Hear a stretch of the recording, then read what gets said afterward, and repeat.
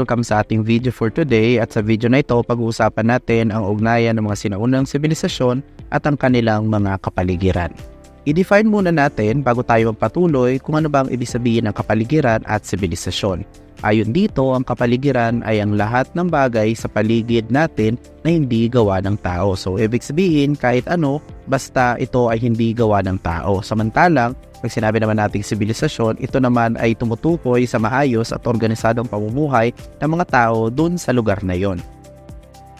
Ano ba ang ugnayan ng kapaligiran at sibilisasyon? Magkaugnay ang kapaligiran at sibilisasyon, kaya kung ang kapaligiran ay mayaman, aasahan din natin na mayaman din o maunlad ang isang sibilisasyon. Subalit kung ito ay sira, hindi mapakinabangan, mahirap, magkakaroon din ng epekto ito sa pamumuhay ng mga tao, kumbaga mahihirapan silang mabuhay ng maayos at magpatuloy sa kanilang sibilisasyon sa panahon na iyon. Ngayon, hahatiin natin yung ating mga sibilisasyon na pag-uusapan sa dalawang parte. Ang una ay ang mga kabiasnang lambak ilog, kabilang na dito ang Mesopotamia, Indus at China, at sa susunod naman na bahagi, pag-uusapan naman natin ang mga isolated na sibilisasyon at titignan natin sa dalawang bahagi ito kung ano ba yung naging epekto ng kanilang environment dun sa kanilang pamumuhay at kung paano umunlad o bumagsak ang kanilang sibilisasyon. Tignan muna natin kung paano nagsimula ang mga sibilisasyon na nagsimula sa lampak ilog. Unahin muna natin ang Mesopotamia. Nagsimula ang Mesopotamia noong 350 BCE at nagsimula ito sa pagitan ng Tigris at Euphrates River at nagtayo sila ng mga ulang lungsod-estado tulad ng Ur at Uruk dahil sa matabang lupa at sistema ng patubig. Ang Egypt naman ay nagsimula noong 3100 BC sa may Nile River na kung saan dito naman natin matatagpuan ang pinakamatabang lupa sa may bahagi ng Egypt. Dahil dito nabigyang buhay ang mga lungsod at kaharian tulad ng Memphis at Thebes na siyang pangunahing lungsod noon sa kabias ng Egypt. Ang Indus Valley naman ay nabuo noong 2600 BCE sa Indus River, na kasalukuyang Pakistan at hilagang kanlurang India. Ang mga lungsod tulad ng Mohenjo-daro at Harappa naman ay umusbog dahil sa kanilang advanced na urban planning at agrikultura. Ang China naman ay nagsimula noong 2100 BCE kung saan ito naman ay nagsimula sa Yellow River dahil dito nabuo ang mga makapangyarihan at mga malalakas na dinastiya tulad ng Xia at Shang at Shao dahil sa fertile na lupa at sistema ng patubig na nabuo dito sa China. Isa-isahin natin ang mga lokasyon ng bawat sibilisasyon. Ang Mesopotamia ay matatagpuan natin sa Tigris at Euphrates, kasalukuyang Iraq. Ang Ehipto naman ay matatagpuan natin o nabuo sa Ilog Nile na ngayon ay kasalukuyang Egypt naman. Ang Indus Valley Civilization naman ay sa Indus River na kasalukuyang Pakistan at hilagang kanlurang India, at ang China naman ay nabuo sa Yellow River sa may kahabaan ng Ilog Guanghe o yun yung ipapang tawag o pangalan ng Yellow River sa may hilagang bahagi ngayon ng kasalukuyang China. Sa lugar naman, ang Mesopotamia ay merong patag at mayaman na agrikultura, matabang lupa mula sa regular na pagbabaha ng Tigris at Euphrates. Ang sinaunang Ehipto naman ay nagbigay ng matabang lupa para sa pagsasaka and pangunahing daluyan ng transportasyon ang Nile pa rin dahil sa mga disyerto na meron sa Egypt ay nagkaroon sila ng proteksyon laban sa kanilang mga potensyal na mananakop. Ang Indus Valley naman ay nagkaroon ng mga maayos na pagpaplano ng lungsod na makikita natin sa Mohenjo-daro at Harappa, at meron din silang mga tuwid na kalye at sistema ng patubig. Sa China naman, mayaman sila sa mineral at agrikultural na lupa mula sa sedimento dinadala ng Ilog Guanghe, at madalas din silang binabaha na nagdudulot ng sakuna, kaya nga tinatawag rin ang Guanghe o Yellow River na China's Sorrow. Dako naman tayo sa interaksyon ng tao at kapaligiran. Sa Mesopotamia, gumawa sila ng mga sistema ng erogasyon upang kontrolin ang pagbabaha mula sa Tigris at Euphrates. Sa sinaunang Ehipto naman, gumamit sila ng mga kalendaryo sa pag-track ng pag-agos ng Nile at kung kailan sila magtatanim at mag-aani. Gumamit rin sila ng mga bato at putik mula sa ilog para gawing pyramid. Sa Indus Valley naman, nag-ayos ng mga lungsod ayon sa direksyon ng hangin at nagkaroon ng sistema ng mga kanal. Sa China naman, nagtayo sila ng mga dike at kanal upang labanan ang pagbabaha at naging dalubhasa sila sa pagsasaka ng panay. Sa Mesopotamia, ginamit nila ang Tigris at Euphrates bilang pangunahing ruta ng kalakalan at transportasyon. Ang Nile naman ay nagsilbing ruta ng kalakalan at paggalaw ng mga tao gamit ang mga barko na nagdadala ng trigo, ginto at tinen. Ang Indus Valley naman ay ginagamit upang daanan para sa mga kalakalan na ginagamit ang mga palayok at alahas at pati mga produktong metal upang gawin nilang pangunahing produkto. Ang China naman ay nagtayo ng Silk Road para sa mga seda at tsaa, ilog Wanghe para sa kalakalan at komunikasyon sa loob ng kanilang bansa. Ang Mesopotamia ay bahagi ng Fertile Crescent na kilala sa kasagsagan ng panahon ng sibilisasyon. Ang sinaunang Ehipto naman ay bahagi ng Hilagang Afrika kasama na ang Nile Delta at Sahara Desert. Indus Valley sa Timog Asya na may kapatagan at ilog na mahalaga sa agrikultura at kalakalan. Sa Silangang Asya naman matatagpuan ang China at kasama nito ang mga bundok, disyerto, ilog na nagbibigay sa kanila ng likas na yaman at proteksyon. Ang pagbagsak ng mga sibilisasyong ito. Ang Mesopotamia ay bumagsak sa ilalim ng Persian na mananakop na si Cyrus the Great at ang pagbagsak nito ay dulot ng sunod-sunod na invasion, internal conflicts at environmental issues tulad ng over-irrigation na nagdulot ng soil salination.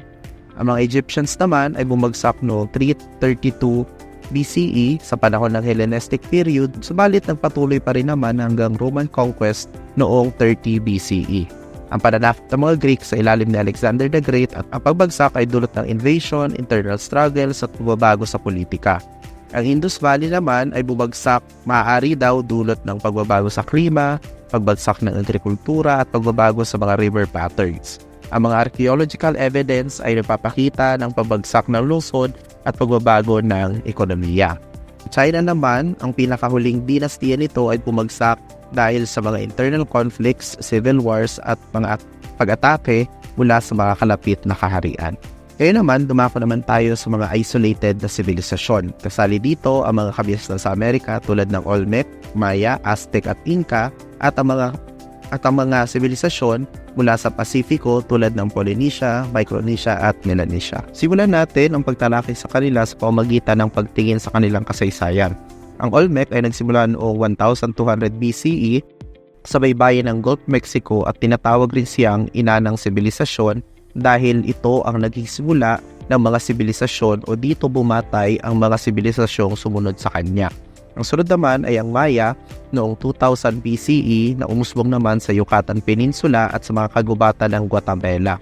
Kilala ang mga ito sa lungsod-estado, kalendaryo at mga templo na inaalay nila sa mga Diyos nila.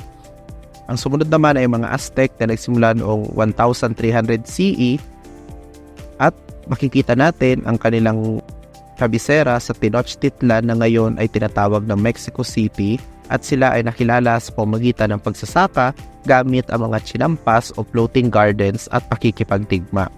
Ang Inca naman ay nagsimula noong 1438 CE at nagsimula sila sa taas ng kabundukan ng Andes sa Peru at kilala sa mga advanced na sistema ng kalsada, terraces para sa agrikultura at ang kanilang naging kabisera ay ang Cusco. Para naman sa Pacific region, ang Polynesia naman ay nagsimula noong 1000 BCE. Nagsimula sila sa mga isla ng Pasipiko, kabilang na ang Hawaii, New Zealand at Easter Island. Umusbong sila sa pamamagitan ng seafaring at navigation. Nagtatag rin sila ng mga komunidad sa mga malalayong pulo. Ang Micronesia naman ay noong 2000 BCE. Nagsimula sila sa mga isla ng Caroline at Marshall sa Pasipiko. Umusbong sa pamamagitan ng pangingisda at seafaring. Kilala din sila sa mga stone structures tulad ng Nan Madol. Ang Melanesia naman ay nagsimula noong 1500 BCE at nagsimula sila sa mga isla tulad ng New Guinea at Fiji. Ang kanilang kultura ay batay sa agrikultura at pangingisda at kilala rin sila sa rich tradition ng sining at alahas. Sa lokasyon naman, matatagpuan natin ang Olmec sa baybayin ng Gulf of Mexico sa kasalukuyang Veracruz at Tabasco sa Mexico. Ang Maya naman ay matatagpuan natin sa Yucatan Peninsula, sakop ng kasalukuyang Mexico, Belize, Guatemala, Honduras at El Salvador. Ang Aztec naman ay matatagpuan natin sa gitnang Mexico, particular na sa lugar ng kasalukuyang Mexico City. Ang Inca naman ay sa kabundukan ng Andes na sakop ngayon ng kasalukuyang Peru, Ecuador, Bolivia at Chile. Ang mga Pacific Region Civilization naman ay matatagpuan natin sa mga isla ng Polynesia, Micronesia, Melanesia sa gitna ng karagatang Pasipiko. Ang mga Olmec ay kilala sa pagkakaroon ng mga malalaking ulo na rebulto at ang rehiyon nila ay mayaman sa ilog at matabang lupa. Ang Maya naman ay mayaman sa kagubatan at kabundukan, kilala sa mga templo, pyramids at mga complex na lungsod na gawa sa bato. Ang mga Aztec naman ay nagtayo ng mga artipisyal na isla na tinatawag na Chinampas sa kanilang capital na Tenochtitlan. Ang Inca naman ay nasa mataas na altitude ng Andes at kilala sa terraces farming at mga complex na bato tulad ng Machu Picchu. Ang Pacific Civilization naman ay matatagpuan sa mga maliliit na isla, palaging umaasa sa pangingisda, nagtatanim din sila ng niyog at paglalayag dahil sa kanilang limitadong likas na yaman. Ang mga Olmec ay nagtayo ng mga drainage system upang kontrolin ang tubig, nagtatanim ng mais at iba pang mga pananim para sa malaki nilang populasyon.